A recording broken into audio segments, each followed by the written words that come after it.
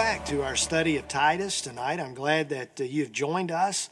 We're going to continue on from beginning in verse 10 and see last week, if you recall, we saw how Paul was giving instruction to Titus concerning the appointing of elders, and those characteristics or character traits of an elder, and how important it is for those who are in leadership, those who are in influence, to live the kind of life that reflects the transformation that only gospel provides. The failure to do that is destructive to the advance of the kingdom. But to actually walk the walk that is consistent, or walk the walk that is consistent with the talk, that validates the gospel and proves the effectiveness of that transformation that takes place. Tonight, we're going to look at Paul's addressing another level of that. Last week we looked at leadership. This time we're going to look at those who are usurping leadership and how that needs to be addressed and what Titus needs to do in terms of that. So, beginning in verse 10, it says, "For there are also many rebellious people, idle talkers and deceivers, especially those from Judaism. It is necessary to silence them." Those are pretty strong words we're going to look at in just a moment. "They overthrow whole households by teaching for dishonest gain what they should not. One of their very own prophets said, 'Cretans are always liars, evil beasts, lazy gluttons.'" That is a strong word about those who are a part of the culture in which this church has been planted. "This testimony is true. So rebuke them sharply, that they may be sound in the faith and may not pay attention to Jewish myths and the commandments of men who reject the truth." In this section, Paul makes what many pastors would say is an understatement. They might even say the understatement of the year, to suggest that there are some in the body that has designs and is set on that which is that is contrary to the gospel and strategically detrimental to the propagating of the gospel. But if we think back a few weeks ago when we talked about the beginning of Titus, Titus was left there. The primary reason that Titus was left in Crete was to adjust that, to appoint godly leaders and to combat these rebellious people, that described here as being deceptive and full of vain conversation or vain lifestyle. The word rebellious that's used in the King James Version, or that's used here, is translated in the King James Version as unruly. And I like that. Maybe it makes that a little more clearly. But that word implies that there is a defiance attached to these folks that are described as rebellious. There's defiance about them. I would see it as the antithesis to a submissive spirit. And Paul often throughout the New Testament talks about the believer's willingness to be submissive, whatever the role might be that we find ourselves in, that we have a spirit of submission. And this group that he is describing, these Judaizers, as we would learn that they are, they were more defiant. They were unwilling to have that submissive spirit. Now, I would say the lack of a submissive spirit is the manifestation of a proud spirit, or the sin of pride.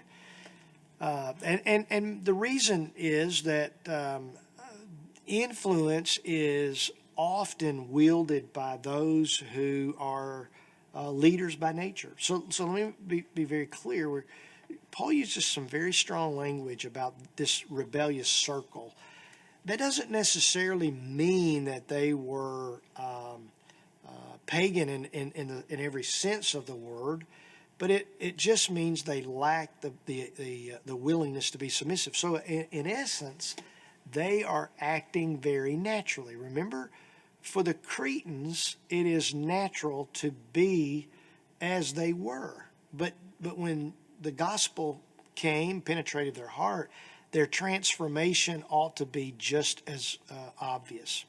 It's nothing new with the Cretans. It's nothing new in the New Testament. It's something that's always been something that the people of faith deal with. You may recall in the book of Numbers, Moses had an experience with what was referred to as the rebellion of Korah.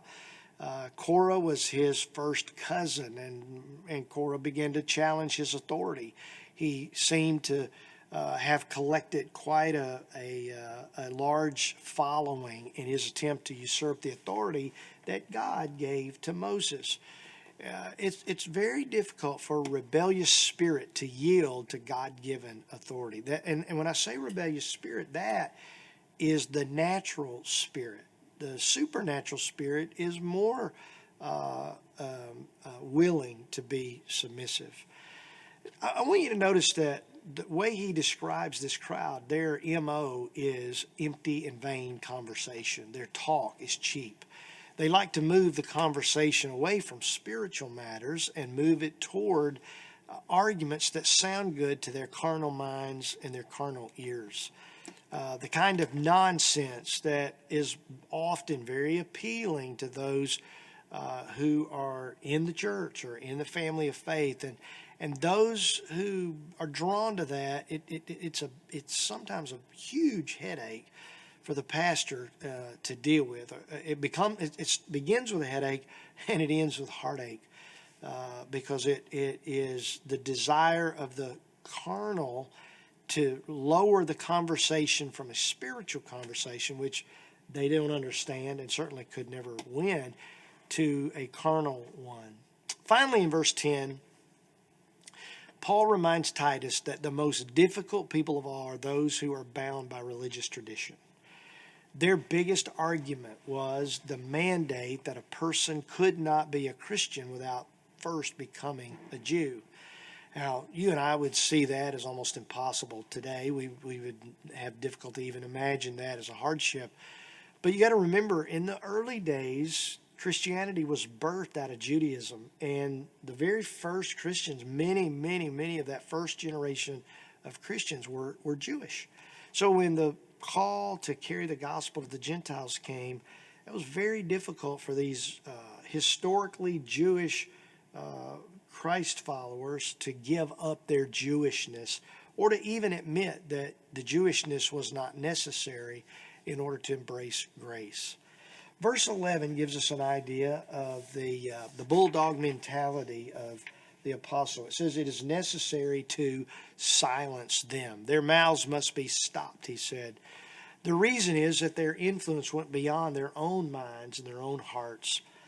The Greek word used there for households is oikos, and oikos is a word which really means the circle of influence.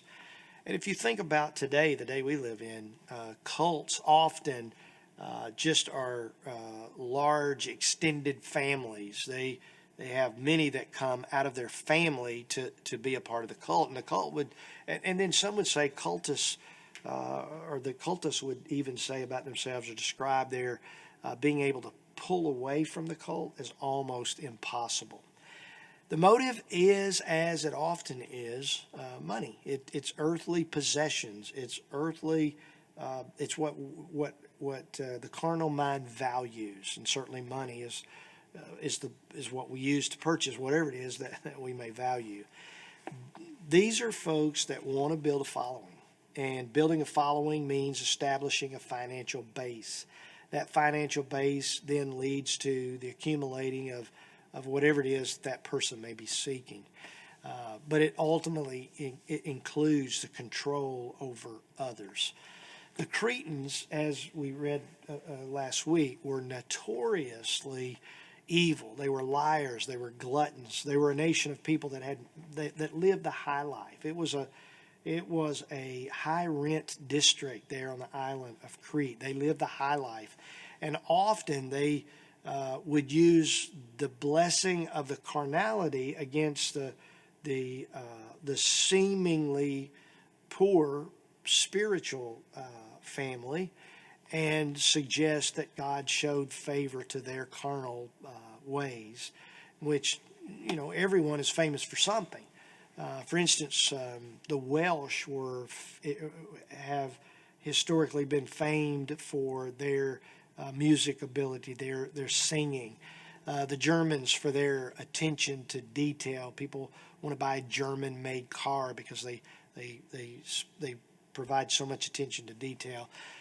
The ancient Assyrians in the Old Testament, we read about them, and you remember Jonah didn't want to go to Assyria because they were so cruel, and he was going to preach a message of repentance.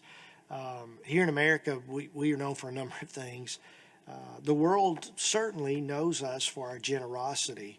The world also knows us for our egotism, because anywhere you go, they will say there's English and then there's American English, and I think eventually we're going down a path that would say what we speak on this side of the Atlantic will become more American than it is English.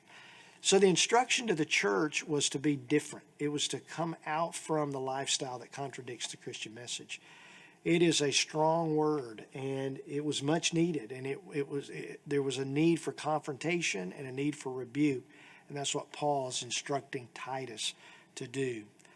The charge to confront sin is not something Paul would tell someone else to do without his own willingness to do that, his own faithfulness to confront sin. You remember in the book of Galatians, chapter 2, Paul's sharing his story, his testimony of how he confronted Peter. So Titus knew that when he was given the instruction by Paul to confront this sinful behavior in the church, that it not reflect the world, but instead reflect transformation from the world. Titus knew that it was coming from one who had been there and done that. Paul didn't simply give that instruction to someone else. He himself also did that. He confronted Peter. In other words, Paul took the confrontation to sin very, very, very seriously. Well, next week we will pick up here, realizing that Titus is a cousin to 1 Timothy, but we're also discovering that Titus has many of its own individual responsibilities. So I look forward to seeing you then. Hope you're able to tune in then. I hope you have a blessed week the rest of this week. And for many, I hope to see you on Sunday. Have a good night.